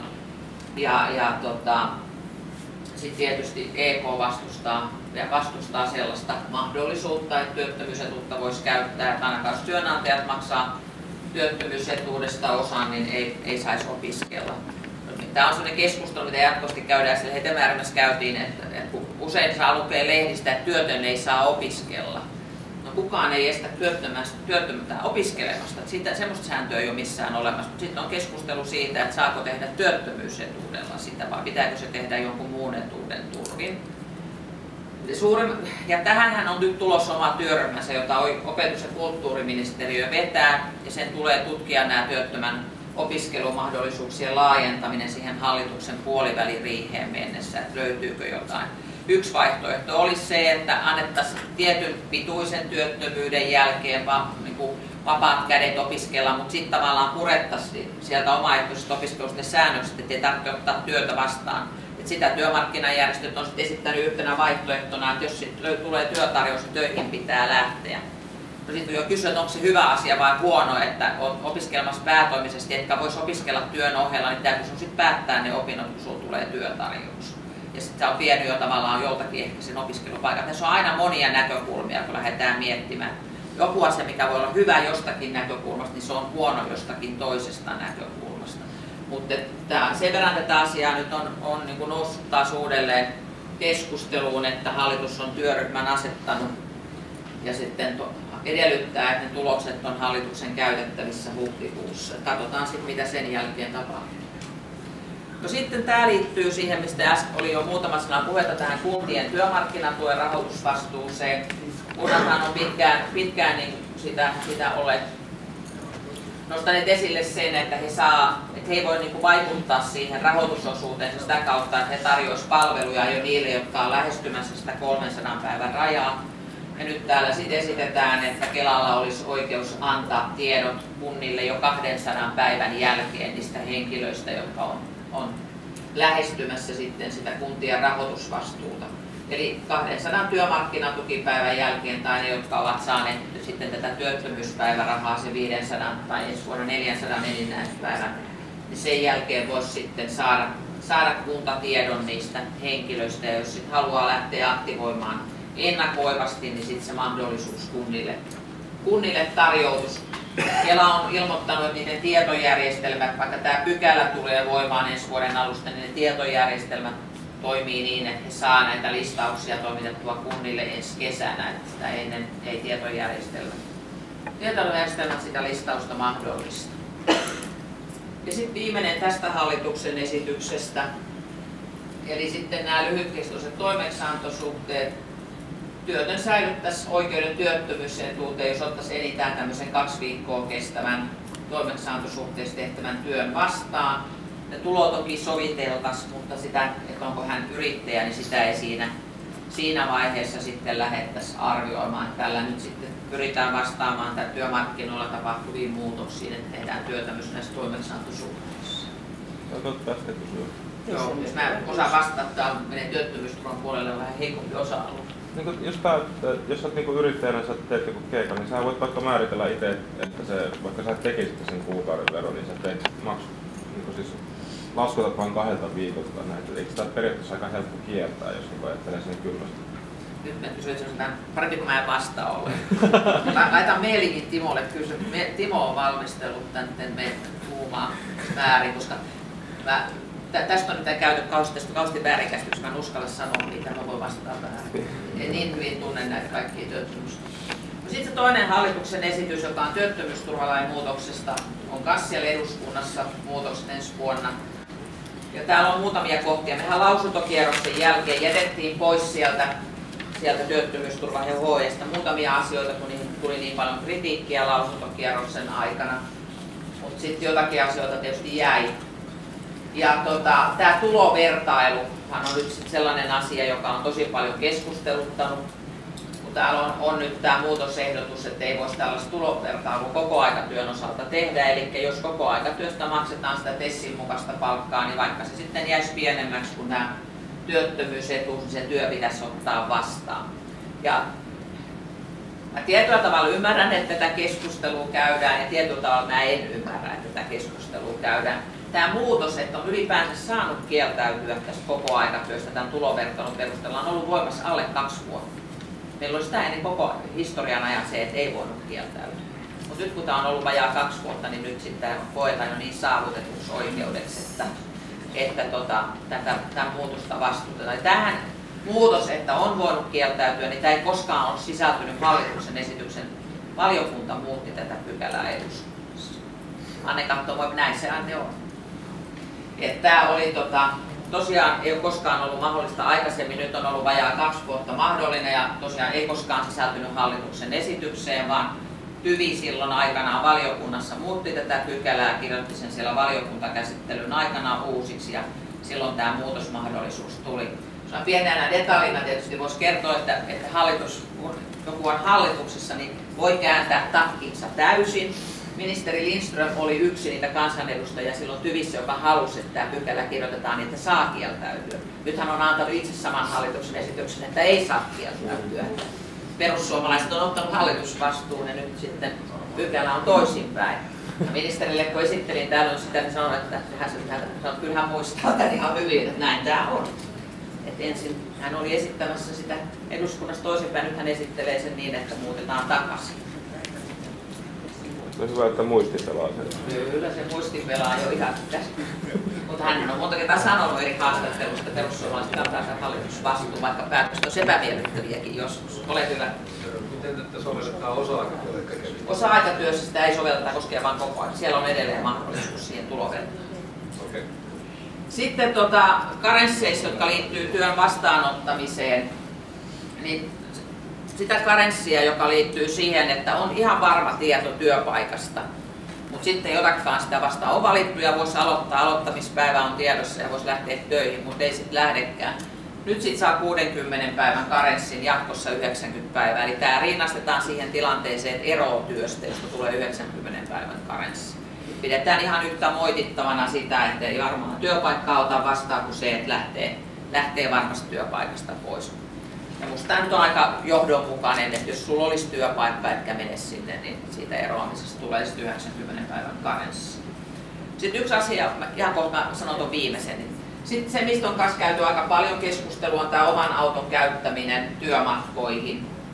Nythän omaa autoa pitää käyttää sinne 80 kilometriin asti, mutta jatkossa sitten, jos se auto on käytettävissä, niin myös sen 80 kilometrin ylittävän työmatkaan pitäisi käyttää. Edelleenkään tietenkään kenenkään ei edellytetä hankkivan autoa, ja se, että onko auto käytettävissä, niin sehän perustuu työttömän omaan ilmoitukseen. TE-toimisto ei selvitä mistään rekisterikeskuksista, että onko auto käytettävissä. Ja työttömältähän kysytään, kun hän hakeutuu työnhakijaksi, että onko auto käytettävissä. Jos ruksaat, että auto on käytettävissä työmatkoihin, niin sitten sun edellytetään käyttämään sitä, vaikka työmatka olisi 82 kilometriä eikä 80. Mutta jos sitten ilmoitat, että minulla ei ole autoa käytettävissä, niin sitten sun ei tietenkään tarvitse sitä autoa käyttää. Ole hyvä. No, tuosta ensimmäisestä, niin kun tuossa puhutaan 3 kuukauden ammattisuojan jälkeen, mutta sen jälkeen puhutaan vain palkasta, joka on pienempi. Tarkoittaako se myös sitä ammattia, eli toisin sanoen täytyykö lääkäri lähteä siivoojaksi ja niin edespäin? Ammattisaisuus on ihan kellään voimassa kuin 3 kuukautta. Niin. Että se on käytännössä tietysti täytyy lähteä, mutta harvemmin lääkärille tarjotaan siivojan paikkaa tai siivojalle lääkärin paikkaa, että kumminkaan päin ei sitä sitten ole. Tässähän oli hallituksen esityksessä, joka oli vielä lausunnolla, niin siellähän oli se, että ammattitaitosuojaa olisi lyhennetty ja olisi pitänyt jo aikaisemmin ottaa työ vastaan, mutta sehän sitten poistettiin siitä hallituksen esityksestä. Sen merkitys olisi jäänyt aika vähäiseksi, siitä tuli hirveästi niin kuin palautetta. Oli yksi nämä on innoittavia nämä esimerkit. Ministeri piti tiedotustilaisuuden näistä hallituksen esityksissä tuossa keväällä, mitä on suunniteltu tehtäväksi, ja siellä sitten joku toimittaja just kysyi, että voidaanko lääkärille tarjota siivoojan työtä, ihan niin kuin sä esitit. Ja sitten vastattiin, että no ei nyt näin meitä järjenkäyttö näissä on sallittu kuitenkin. Ei mennyt montaa tuntia, kun nimi oli siinä tiedotteessa, niin yksi rouva soitti ja sanoi, että hän ei kyllä ymmärrä, kun ministeri niin kuin moittii tai ei niin kuin arvosta siivoojan työtä. Hän piti mulle puolen tunnin luennon siitä, kuinka vaativaa on siivoojan työ. Lääkäri ei kykene tekemään siivoojan työtä, pitää tuntea materiaalit, voi pilata kaikki lattiat ja seinät ja muuta, jos lääkäri menee siivoamaan. Ja tällaiset puhelut sitten niin tulee siitä, kun ajatellaan, että eihän kukaan tee tällä tavalla tarjouksia, eikä kukaan työnantaja varmaan helposti palkkaa lääkäriä siivoamaan just näistä syistä, mistä tämä henkilö kertoo. Mä yritin hänelle sitten puhelun aikana sanoa, että ministeri ei varmaan tarkoittanut millään tavalla väheksyä siivoojan työtä. Mutta kun toimittaja esitti kysymyksen niin, että voidaanko lääkäri laittaa siivoojaksi, niin tietysti jos säännöksiä lukee, niin voidaan laittaa. Se, että laitetaanko, niin se on kokonaan toinen kysymys. Jukka oli sulla. Niin, tämä auton käyttö yli 80 kilometriä, niin siis voiko olla 1000 kilometriä se matka näin? Voi tietysti olla, voi sen laittaa Utsiolle, tulee Hankoon töihin. Voi laittaa. Mutta senhän ei tarvitse ottaa sitä työtä sitten vastaan, jos on jotain muita syitä, mutta nehän ei tässä purkaa. Sitten katsotaan myönnissä auto pois. Niin. Tai sitten ilmoittaa, että ei ole autoa käytettävissä. Oli, mutta ei ole enää. Senkinhän voi se ilmoituksen aina muuttaa, että ei enää ole autoa käytettävissä. Tai taloudessa on yksi auto, mutta se ei ole minun käytettävissä. No muistakaa nyt ilmoittaa teidän jäsenille, että niillä ei ole autoa käytettävissä. Tämä voi johtaa ihan maailmantilanteeseen. Mutta siitä oikeasti taas, jos me ihan aikuisten oikeasti mietitään näitä asioita, säännöthän pitää kirjoittaa ja niissä on aina joku raja. Tälläkin hetkellä, jos me katsotaan tilastoja, että mille alueelle työtä tarjotaan, jos TE-toimisto sen työtarjouksen tekee, niin ne kilometrimäärät on todella pieniä. Ne on lähinnä sen oman kotikunnan alueelle ne työtarjoukset, tai saman ELY-keskuksen alueelle. Hyvin vähän työtarjouksia tulee sitä pidemmälle matkalle. Todella vähän tilastoteknologiaa. Nyt näyttää kyllä, että Uudessakaupungissa näyttää valoisalta ja on 1000 työpaikkaa, niin kyllä niillä on tekemistä. Täytyy varmaan aika pitkälti hakea työvoimaa. Joo, se on totta, että meillä on... Joo, se on totta, että nyt meillä on tiettyjä aloja. Rakennusala on sellainen ja sitten autotehtaan, joka on sitten hyvä, että menee hyvin ja tarvitaan työvoimaa. Pitää hakea laajemmalta alueelta kuin ihan 80 kilometrin sisältä. No sitten täällä on tää tämmönen, mä en muista miksi se meidän Timo tätä kutsuu, tämmönen tehokkaan katumisen pykälä, eli se, että saat tiedon siitä, että sulla on tulossa seuraamus, mutta sillä, että sä löydät uuden työpaikan, niin voit sen seuraamuksen tai vaikutukset välttää. Niin tällainen muutos tänne on tulossa.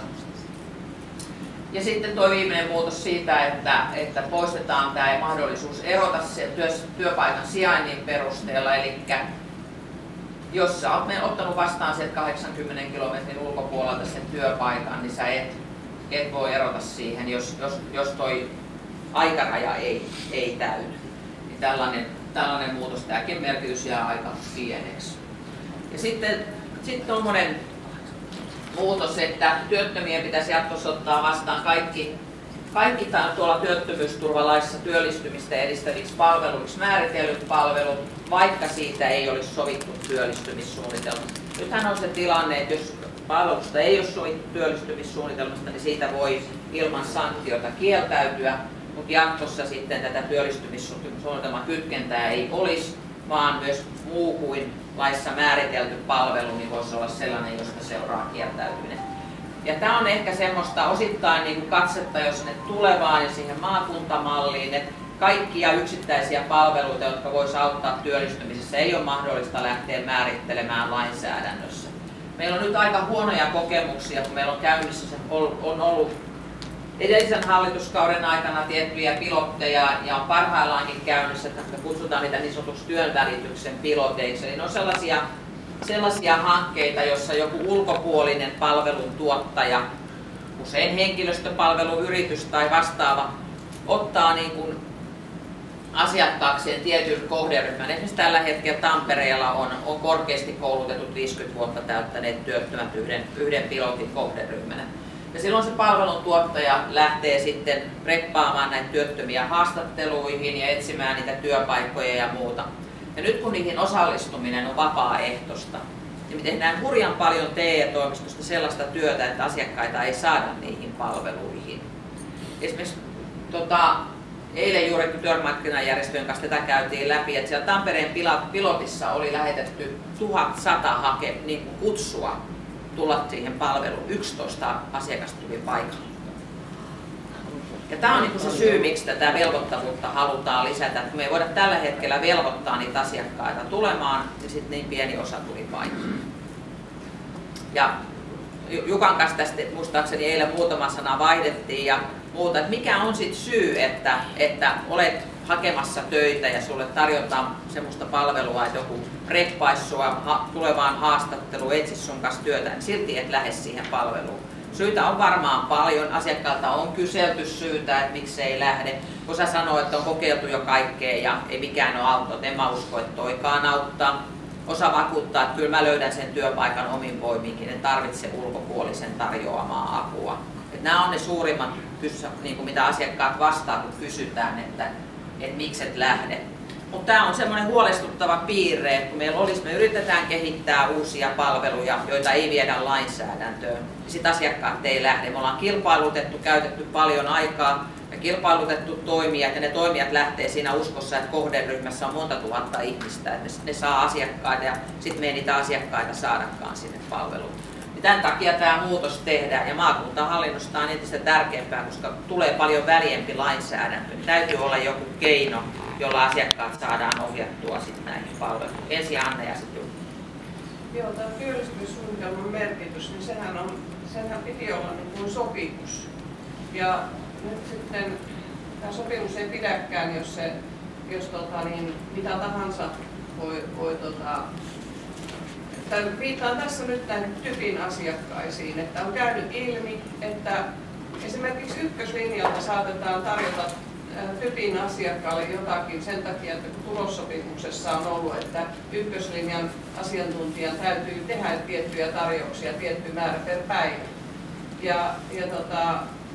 Että jos typin asiakas on muissa palveluissa ja hän on ihan toisella palvelulinjalla, että eikö tässä voisi olla sillä lailla ainakin sellainen rajoitus niin kuin jossakin ohjeistuksessa, että ei niin kuin toisen palvelulinjan asiakkaille lähettäisi, koska siellä voi olla joku tietty prosessi kesken palveluissa ja sitten niin tämä ei välttämättä tiedä tämä hänen oma TE-toimiston tai typin asiantuntija ollenkaan, että on tämmöinen tarjous tullut ja sitten on todettu ja karensseja tullut tässä. Ja ne karenssit aina kuitenkin johtaa siihen, tai siis pääsääntöisesti johtaa tämmöiseen turhautumiseen.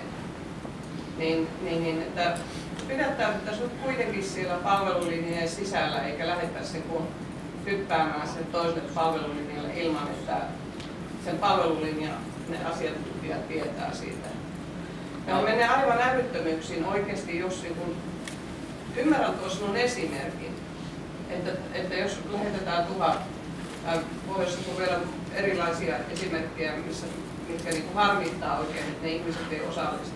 Mutta pahimmassa tapauksessa tämä voi sitten johtaa siihen, että kareisseja tulee sellaisille ihmisille, joille ei oikeasti pitäisi niitä tulla. Ja mä ymmärrän tuon sun pointin, Anne, ihan hyvin. Ja tietysti jos noin jossakin alueella on menetelty, niin silloinhan on menetelty vähintään sen lain hengen vastaisesti, koska järjenkäyttö pitäisi olla siinäkin tilanteessa.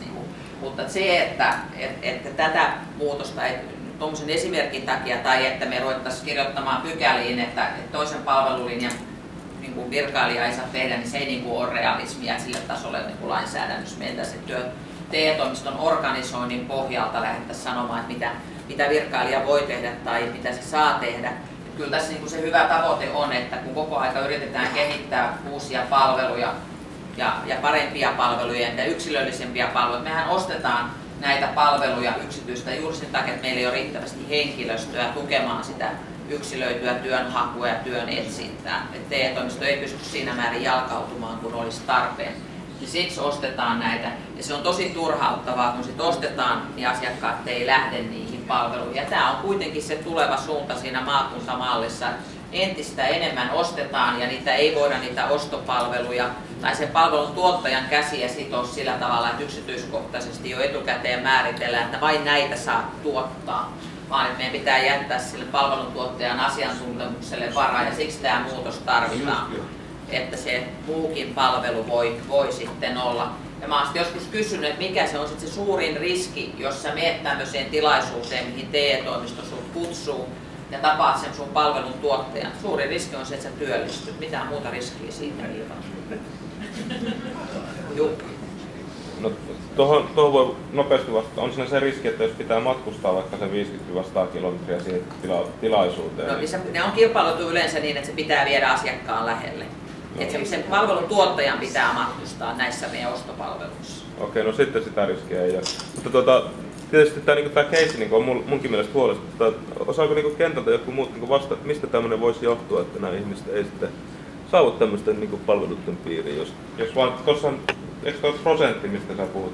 Joo, siis se on yhden projektin yhdessä kohderyhmässä, niin näin heikko on se. Ja sehän on ihan selvää, että se palvelun tuottaja ei kovin usein sitten enää tee tarjousta, jos eihän sillä ole mitään ansaintamahdollisuuksia, jos ihmisten ei tarvitse tulla ja se on varannut siihen resurssit, että se pystyy palvelemaan satoja asiakkaita ja se saa 11. Jos teille ei tule vastausta tähän kysymykseen, niin vielä toinen kysymys on se, että no mikä sen työllistymissuunnitelman virkasta tavallaan on, että onko sillä enää merkitystä sitten? No, jos mennään tulevaisuuteen, mä uskoisin, että työllistymissuunnitelmaa koskevat säännökset kumotaan 2019. Se ei sovi siihen tulevaan malliin enää niin semmoisena. Mennään siihen ihan seuraavissa dioissa, että mikä on sitten se maakuntamalli ja mikä kaikki muuttuu. Ja sitten tuossa on tuo kotoutujia koskeva velvollisuus vielä, että kotoutujien pitää sitten lähteä myöskin tähän omaehtoiseen koulutukseen, jos sitä kotoutumiskoulutuksena järjestetään, ettei pelkkään työvoimakoulutukseen. Mutta sitten mennään maakuntauudistukseen, se on tämän osuuden viimeinen kohta. Mä yritän vähän valottaa. Kun mä puhun maakuntauudistuksesta ja siihen liittyvistä asioista, niin koko aika pitää muistaa, että mä puhun sen tiedon varassa, mitä mä tiesin eilen. Tänään en ole vielä saanut uutta tietoa. Joka päivä muuttuu asiat. Tämähän on ihan älyttömän iso monen vuosituhannen muutos, mikä nyt muuttuu siellä toisaalta suhteessa siihen, mitä valtio tekee ja mitä muu julkinen sektori tekee. Ja tämä tuo tosi isoja muutoksia. Moni asia on vielä niin sanotusti vaiheessa. Tässä toimii ihan hirveä määrä erilaisia projektiryhmiä, työryhmiä ja vastaavia, jotta näitä asioita selvittää ja asiat elää. Se, mitä tänään tosiaan kerron, niin voi ensi viikolla olla jo jotakin toista, mutta tietysti nämä päälinjat ei muutu, mitä ollaan viemässä eteenpäin. Mä puhun näistä asioista vähän. Eli se, minkä te kaikki hyvin tiedätte, on se, että maakuntauudistuksen ydinsisältö, että kunnilta sote-tehtävät siirtyy maakuntiin ja tässä samassa yhteydessä TE-toimistot ja ely-keskukset lakkautetaan. Eli 2019 vuoden alusta lähtien ei ole olemassa TE-toimistoja eikä ely-keskuksia, vaan niiden tehtävät siirtyy sinne maakuntahallinnolle. Ja meillähän on maakuntalakiluonnos jo ollut lausunnolla ja siihen liittyy erilaisia liitelakeja ja parhaillaan sitten jokainen substanssiministeriö valmistelee omaa lainsäädäntöänsä, joka liittyy tähän maakuntauudistukseen. Ja meillä on mainittu tuossa maakuntauudistuksen alla ne, mitä TEMissä parhaillaan valmistellaan, ja jotka sitten on osa sitä meidän valmistautumista siihen maakuntauudistukseen. Mutta tosiaan niin kuin valtio ei sitten jatkossa enää järjestä työvoima- ja yrityspalveluja, vaan järjestämisvastuu siirtyy itsehallinnollisille maakunnille. Ja se, mikä kannattaa muistaa, mä puhuin jo tuosta rahoitusmuutoksesta, on se, että mitä itsehallinto tarkoittaa. Eli ministeriöt eivät enää tule nykyisellä tavalla ohjaamaan sitä palvelujen järjestämistä, vaan lähdetään, että kun se on itsehallinto, niin se itsehallinnollinen toimija tekee sen lainsäädännön, kohtuuvälien lainsäädännön puitteissa ne ratkaisut omalla alueellaan, että mitä palveluita tuottaa tai on tuottamatta. Että se, mitä maakuntalaki määrittelee ja meillä valmisteltava laki alueiden kehittämisestä ja kasvupalveluista, niin määrittelee sen maakunnan tehtäväalueen rajat, koska maakunta ei voi ottaa itselleen uusia tehtäviä. Se voi hoitaa vain ne tehtävät, jotka sille on lainsäädännössä määritelty. Ja sen niin kuin valtio- ja keskushallinto sanoo, että tuo on se tontti, missä te voitte toimia, sen ulkopuolelle ette voi mennä. Sitten kun ne toimii sen tonttinsa sisällä, niin sillä niillä on kohtuu isot oikeudet päättää, mitä ne tuottaa ja jättää tuottamatta. Ja se on iso muutos sen myötä, että meiltä häipyy omat työvoimapolitiikan määrärahat, ne menee sinne yleiskatteelliseen. Jos se maakunta katsoo voivansa hoitaa työllisyyttä parhaiten satsaamalla voimakkaasti yritysten kehittämiseen, niin se käyttää ne rahat siihen, eikä työttömien palveluun. Ja siihen silloin täysvapaus. Anna. Niin pahimmassa tapauksessa se tarkoittaa, kun sinne siirtyy tiemäärärahoja ja sitten näitä kanssa, niin että ainakin tuolla missä oli pitkiä matkoja ja kun sanotaan, miten mä sen siististi sanoisin, että semmoisia, että sinne valtahalitukseen, joka tulee olemaan sen avainpaikka, missä ohjataan sitä, niin jos sinne tulee siltarukkupoliitikkoja, että meidän kuntaan pitää saada nyt tämä tienpätkä, niin sinne ne menee ne palkkatukirahat käytännössä. Eli ne, kun ei se ole mitenkään määritelty, niin ne voi mennä vaikka siitä. Joo, se on tietysti se ääriässäkin. Näin voi tapahtua, että meillä ei ole kykyä, että maakunta saa päättää. Totta kai tätä maakuntauudistusta seurataan ja sitten voidaan joutua ottaa jossain vaiheessa niin kuin taaksepäinkin. Ja hallituksetkin vaihtuu ja muuta, mutta että nyt se, mitä se näyttää tällä hetkellä, on se, että siellä luetellaan siellä lainsäädännössä, että tämä on se tontti, millä te toimitte. Siellä kyllä sanotaan yleisesti, että pitää ottaa asiakkaiden palvelutarpeet ja tilanteet huomioon kartoittaa. Mutta sitten sen kartoituksen jälkeen se maakunta voi päättyä, että tällä politiikalla me hoidamme parhaiten tätä. Mä oon nyt itse useaan kohtaan meillä kommentoinut, kun on mukana tässä lakialueiden kehittämisestä ja kasvupalveluista valmistelussa, niin on kommentoinut niitä hallituksen esityksen perusteluja, jotka mun mielestä on aika raflaavia, kun se todettiin vielä viime viikolla niissä perusteluissa, että maakunta voi jättää tuottamatta tässä laissa mainitut palvelut. Että näinkö todella halutaan tätä viestiä antaa niissä perusteluissa, että maakunta voi jättää. Se voi ainakin kirjoittaa toisinpäin, että maakunta voi arvioida, mitä palveluja täältä laista on tarkoituksenmukaista tuottaa. Nyt varmaan muuttaa niitä perusteluita, mutta sinne oli kirjoitettu hyvin suorasukaisesti perusteluihin, että maakunta päättää, että tuottaako vaiko ei. Ja jos me halutaan se pahin mahdollinen vaihtoehto nähdä, niin se päättää todellakin niin, että mitään nykyisen kaltaisia palveluja ei tuota. Koska yhdelläkään työttömällä ei ole lainsäädännön nojalla subjektiivista oikeutta palveluihin, eihän niin ole tälläkään hetkellä. Mutta kun meillä on korvamerkityt rahat, ei kukaan hulluja näitä rahoja käyttämättä, niin se turvaa, että niitä palveluita on tarjolla. Mutta sitten kun ei ole korvamerkittyä rahaa, niin sitten sitä turvaa ei ole sen kautta enää olemassa. Eli se maakuntalaki tuo ne yleispuitteet ja määrittelee sitä maakuntahallintoa ja se maakunnan tehtäväalueen. Ja sitten se, mitä TEMI valmistelee tälle omalle tontillensa, on laki alueiden kehittämisestä ja kasvupalvelusta, kasvupalveluiden rahoituslaki ja uudistettu laki julkisista työvoima- ja yrityspalveluista.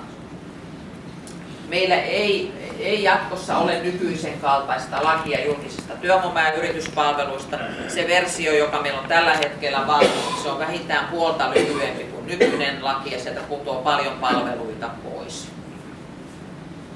Siellä laissa alueiden kehittämistä ja kasvupalveluista tullaan määrittelemään tämmöisiä isoja palvelukokonaisuuksia kuin rekrytointi ja osaaminen, yrittäjyyden edistäminen, innovaatiopalvelut, niin kuin tällä tasolla palvelut.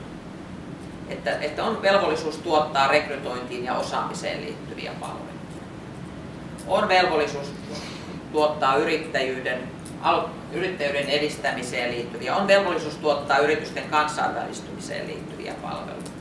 Ja pikkusen avataan sanomalla sitä palvelukokonaisuutta, että työnhaun palvelut, yritykset, työnantajapalvelut, työnhakijoiden osaamisen kehittäminen. Mutta tämä on se taso, millä se laki puhuu niistä palveluista. Sitten siellä on joitakin asioita siellä laissa, jotka sanotaan, että maakunnan on huolehdittava, että näihin on subjektiivinen oikeus. Niitä on tosi vähän. Ja sitten siellä on yksi pykälä, jossa sanotaan, että nämä on viranomaistehtäviä. Näitä maakunta ei voi antaa yksityiseen.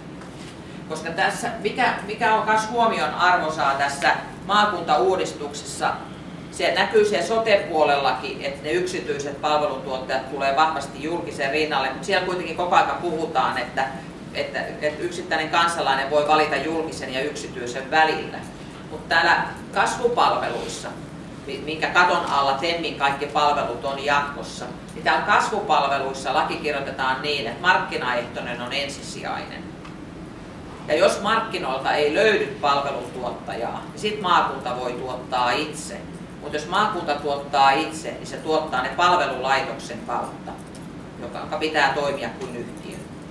Eli siellä lähtökohta on kokonaan käännetty niin, että markkinaehtoinen on se ensimmäinen, joka lähtee toimimaan. Ja se, meillä on sanottu ohjeeksi ministeriössä, että se, joka sanoo, että tätä ei voi tuottaa markkinoilla, niin sillä on todistustaakka, miksi ei. Eli näin päin niin lähdetty rakentamaan sitä lainsäädäntöä. Ja se, mikä sitten rajaa sitä, että mitä ei voi tuottaa markkinoilla, niin se on perustuslain 124 pykälä, jossa määritellään merkittävä julkisen vallan käyttö. Se on sellainen, mitä ei voi antaa yksityiselle. Mutta tavallisen julkisen vallan voi antaa yksityiselle, kun määrittelee sen julkisen vallan käytön rajat lainsäädännössä. Eli tällä mä tarkoitan, että mä sanon, että tosi isoja muutoksia on tulossa. Mä luulen, että aika moni työttömistä veisaa siitä, että vähennetäänkö TE-toimistoista henkilöstöä. Että aika monet on sitä mieltä, että niillä on ollut riittävän hyvä toimeentuloturva eikä ne ole tehnyt mitään riittävästi. Että tuskin sitä kovin sulta vastustusta tulee, että virkamiesten määrää vähennetään. Se ei ole tässä varmaan se pointti. Mutta se, että miten se muuttaa tätä palveluiden järjestämistä, että sitä ei tehdä virkavastuulla, vaan se tehdään markkinaehtoisesti, niin se on tässä se iso muutos. Ja meillä on arvioitu, että ne kurjimmat arviot on sitä, että nykyisistä TE-toimiston virkasuhteissa olevista ihmisistä vain 15% olisi maakuntahallinnossa töissä. Niin vähän on työtä, joka tarvitsee tehdä virkasuhteessa. No arviot vaihtelee, on sitten korkeampiakin lukuja, mutta niin kuin alhaisimmillaan se prosentti on tosi alhainen. Ja se tarkoittaa sitä, että jatkossa ehkä palvelumalli on se, että suurin osa työttömistä, niin kuin tekee tälläkin hetkellä, ilmoittautuu työttömäksi työnhakijaksi verkkopalvelussa. Sitten sen jälkeen se verkkopalvelussa annettujen tietojen pohjalta tietokone profiloi sen asiakkaan palvelutarpeet, lähettää sähköpostissa listan palveluntuottajista, että valitse näistä 5 yksi, joka ryhtyy tuottamaan sinulle palvelua. Tällainen voi olla tulevaisuuden palvelumalli. Voisi olla jonkinlainen muukin. Siellä meidänkin lainsäädännössä on hirveän vahvasti kirjoitettu tämä valinnanvapaus sisälle, että työtön saa palvelusetelin, jonka kautta hän lähtee sit hakemaan palveluja sieltä palvelujärjestelmästä. Se, että tullaanko kilpailuttamaan nykyisellä tavalla palveluntuottajia ja asiakkaat ohjataan niihin palveluihin, sekin on yksi vaihtoehto. Mutta näitä molempia halutaan ainakin valmistelun tässä vaiheessa pitää auki. Sellaiset asiat, jotka on tällä hetkellä merkittävää julkisen vallan käyttöä ja on määritelty tällä hetkellä siellä kasvupalvelulaissa viranomaistyöksi, on palkkatuen myöntäminen vielä toistaiseksi, starttiraha, päätös omaehtoisen koulutuksen tukemisesta ja kaikki typolausunnot. On tällä hetkellä sellaiset, että katsotaan, että viranomaiset ne pitää hoitaa tulevaisuudessakin. Mutta muun muassa starttirahalta käydään tällä hetkellä keskusteluja siitä, että muotetaanko starttirahan luonnetta niin, että se ei ole enää toimeentulotuki, jolloin sen voisi myöntää myös yksityinen tulevassa mallissa, että se olisi tämmöinen yritystoiminnan käynnistymisavustus. Samoin käydään keskustelua siitä, että tulisiko näihin valtion tukiin tämmöinen euromääräinen raja, jonka alapuolella olevat tuet voisi myöntää yksityinen ja yrittävät rahat myöntäisi sitten julkinen toimija. Että kaikkia eri vaihtoehtoja selvitetään. Älkää ottako mitään, mitä mä sanon sellaisena, että ne on päätetty. Nämä on selvittelyssä olevia vaihtoehtoja, päätöksiä. Että ette nyt mene kotipuoleen ja sano, että nyt se sanoo Vihlaisto siellä, että näin se menee. Että mä varoitan siitä sanomasta, että näin ei ole. Mä kerron teille, mitä nyt pohditaan. Mutta päätöksiä asioista ei vielä ole. Sitten on päätökset, kun hallituksen esitykset annetaan.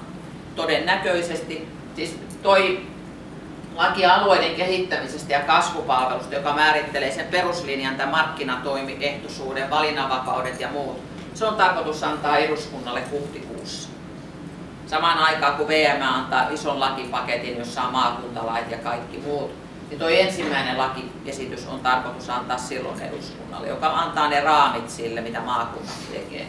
Samanaikaisesti pitäisi ministeriön nettisivuilla olla luettavissa tämä kasvupalveluiden rahoituslaki ja se uudistettu laki työvoima- ja yrityspalveluista, jotta sitten päättäjät sais kokonaiskuvan siitä, että mitä maakunnille siirtyy ja mitä ei. Ihan just Anna. Niin se on niinku se aikataulu tavallaan, että tämä meidän iso laki, joka raamittaa sen toimintamallin ja valtion ja maakuntien välisen suhteen, se on se laki alueiden kehittämisestä ja kasvupalveluista. Se annettaisiin eduskunnalle huhtikuussa ja se tulisi voimaan 1.7. Koska silloin ensi vuonna.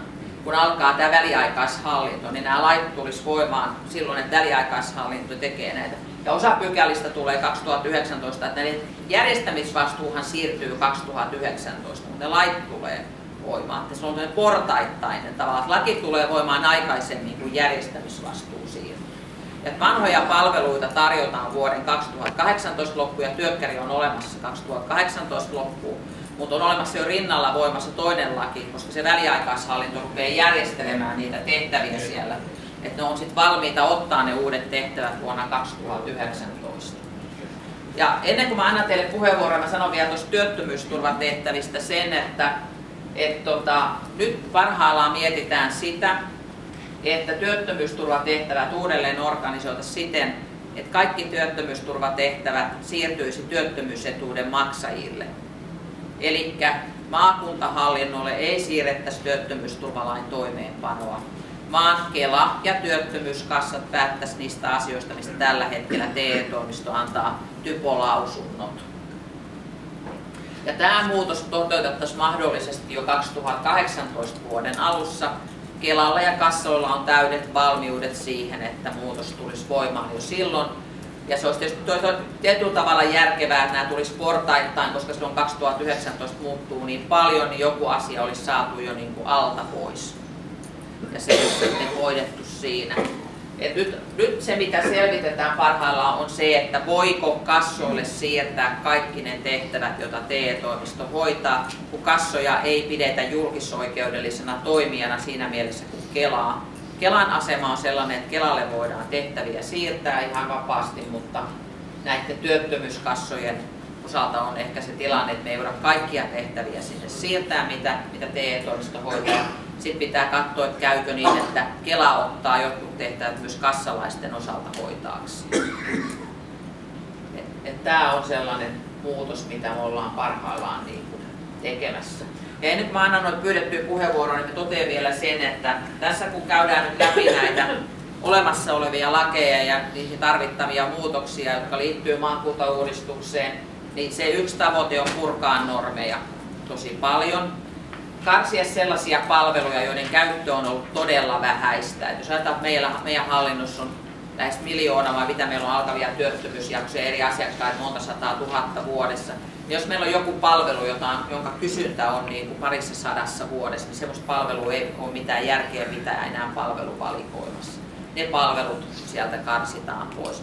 Se ei tarkoita, etteikö se maakunta voisi sen kaltaisia palveluja tuottaa, mutta silloin ne ei ole laissa suoraan määriteltyjä palveluja, vaan maakunta voisi sen perusteella, että se hoitaa rekrytointia ja osaamista, niin se voi niitä tuottaa, mutta ne ei ole niin kuin laissa yksityiskohdassaan määriteltyjä palveluja. Ja ne, mitkä nyt näyttäisi häviävän lainsäädännöstä, ja tämäkin on nyt tämän päivän tieto, voi olla, että ensi viikolla tieto on toinen, mutta meillä on jonkun verran vielä myönnetty harkinnanvaraisia kulukorvauksia. Ne todennäköisesti poistuu, koska ne myöntömäärät pyörii vuodessa muutamissa sadoissa. Typoavustus katoo tämän muutoksen myötä kaikella todennäköisyydellä, koska maakunta ostaa palveluita, ei hanki niitä avustusmekanismin kautta. Ja se on sellainen todennäköisesti, että maakunta ostaa sitten kolmannelta sektorilta, jos se katsoo, että kolmas sektori on se paras palvelutuottaja. Mutta tämmöistä typotyyppistä, mitä me ollaan käytetty palvelun hankintaan, näillä todennäköisyyksillä, sitä ei siellä sitten enää jatkossa ole. Et meillä on paljon virtaviivaisempi, että lakiin tulee tosi vähän palveluita ja sitten sille maakunnalle tulee se mahdollisuus itse päättää, että jos se haluaa sit hankkia jotain, mitä ei ole lainsäädännössä määritelty, mutta jotka toteuttaa sitä tavoitetta, mikä maakunnan toiminnalle on niin kuin asetettu. Mutta nyt Anne ja sitten Anne. Joo, eilen täällä puhuttiin siitä, että mikä niin kuin TVY:n jäsenjärjestöjen rooli voisi tulevaisuudessa olla ja miten nämä esimerkiksi nämä kuntouttava työtoiminta jatkossa järjestetään tai palkkatukityöt ja nämä näin, niin kysymykseni kuuluu, että millaisia kriteereitä ja ehtoja näille palveluntuottajille asetetaan sitten siellä maakunnassa ja tuleeko sinne joku rekisteröinti, että niin kuin listaudutaan, niin kuin Ruotsissa on sote tai niissä terveyspalveluissa, että ne niin kuin listautuu niihin sinne järjestelmään. Et eihän se muuten pois se teidän rekrytointi tai se kone, mikä täällä Arposen palvelutuottajat sinne, niin täytyy se joku listautuminen olla. Niin näitä kriteerit olisi aika tärkeitä niin tietää mahdollisimman pian, että jos esimerkiksi joku työttömien yhdistys haluaa niin muuttaa omaa palvelu tai tehdä niin itse siihen kelpoiseksi, että voisi osallistua näihin palveluihin. Joo, siis saa tietää. Joo, kun nämä ei ole lainsäädäntöasioita, nämä miten määritellään ne ostopalvelut ja minkälaisia kriteereitä asetetaan. Että siellä laissa alueiden kehittämisestä ja kasvupalvelusta ja lakiluonnoksessa tällä hetkellä, niin siellä on tiettyjä asioita mainittu, mitä palveluntuottajan täytyy täyttää, tämmöisiä yleisiä kriteereitä. Ja sitten ministeriöhän ei tule jatkossa millään tavalla ymmärtääkseni määrittelemään niitä kriteereitä. Ne on jokainen maakunta lähtee sitten määrittelemään niitä kriteereitä, mitä asettaa palveluntuottajalle. Niin mä tuossa yritin ehkä vähän epäselvästi sanoa, niin nyt ei ole vielä täyttä varmuutta, että mikä se hankintalogiikka on. Onko se toi, mitä kuvasit, että saa ilmoittautua rekisteriin, että on joku rekisteröitymiskriteerit ja sitten pääsee sinne rekisteriin ja sieltä asiakkaat valitsee, vai onko se semmoinen palvelun hankintamuoto, mikä on nyt, että tehdään oikein yksilöity tarjouspyyntö, jossa kriteerit käy ilmi ja sitten valitaan niin kuin nykyisellä tavalla, vai onko se molempia? Se voi olla molempiakin. Sitä se laki ei rajaa ulkopuolelle vielä tällä hetkellä, etteikö se voisi olla. Ja kun me on pakko edetä, kun tämä on niin iso muutos, me on pakko edetä vaiheittain, niin moni sellainen asia, joka niin kuin liittyy tähän palvelujen hankinnan ja tähän markkinavuoropuheluun potentiaalisten palvelun tuottajien ja muiden kanssa, se on niin kuin vielä vaiheessa. Kaikkein kiireisin aikataulu meillä on saada nämä lait valmis, koska tässä on koko aika aikataulu tiivistynyt. Me kuviteltiin, että tämä lainsäädäntö kerittäisi antaa eduskunnalle 2018, mutta nyt nämä on niin tiivistynyt ihan hirveästi nämä aikataulut. Niin sanotaan, että kyllä iso osa meidän työajasta menee siihen. Meillä on olemassa erilaisia ryhmiä, jotka miettii näitä palvelujen tuottamistapoja. Meidän KEHA-keskuksen kehittämisjohtaja Vesa Jouppila vetää sellaista ryhmää, joka miettii näitä palveluja ja tuottamistapoja ja minkälaista markkinavuoropuhelua nyt sitten käydään eri toimijoiden kanssa ja minkälaisia kriteereitä tulisi asettaa silloin, että maakunnan edustajia mukana. Jatkossa järjestetään tai palkkatukityöt ja nämä näin, niin nyt kysymykseni kuuluu, että millaisia kriteereitä ja ehtoja näille palveluntuottajille asetetaan sitten siellä maakunnassa ja tuleeko sinne joku rekisteröinti, että niin kuin listaudutaan, niin kuin Ruotsissa on sote tai niissä terveyspalveluissa, että ne niin kuin listautuu niihin sinne järjestelmään. Et eihän se muuten pois se teidän rekrytointi tai se kone, mikä täällä Arposen palvelutuottajat sinne, niin täytyy se joku listautuminen olla. Niin nämä kriteerit olisi aika tärkeitä niin kuin tietää mahdollisimman pian, että jos esimerkiksi joku työttömien yhdistys haluaa niin kuin muuttaa omaa palvelu tai tehdä niin kuin itse siihen kelpoiseksi, että voisi osallistua näihin palveluihin.